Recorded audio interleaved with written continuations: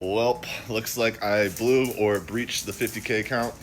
Made a pretty stupid mistake, and I'm posting this just because I want you to all know that I'm human and I make mistakes as well, and that's just part of the trading process. Sometimes shit happens, you just gotta move forward, but we do want to discuss it and have accountability and make sure the mistake doesn't happen again, right?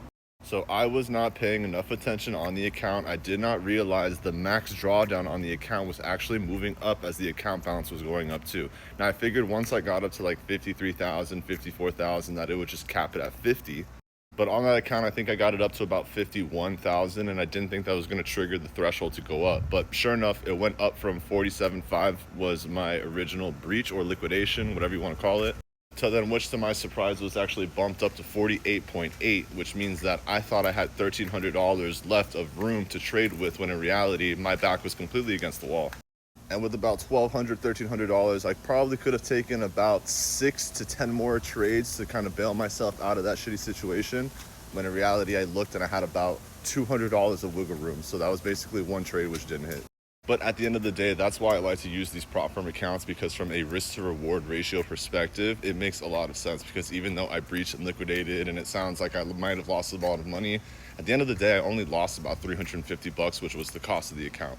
Everything else that vanished or whatever it was borrowed money or hypothetical money or unrealized gains, whatever it was, but it wasn't actually money coming out of my pocket or money that I had actually earned in that process. But I wanted to show you the balance, because the last video that I just posted was talking about how the $25,000 account, we had a green day and we're locked out and everything looked great. And then on the other side of things, the 50K account went. So moral of the story, mistakes happen, own up to your shit, allow yourself to cool down, don't get into revenge trading, don't freak out, to step away from the computer and the charts and all that stuff, and then come back to it with a fresh brain and go back at it. Scared money don't make money.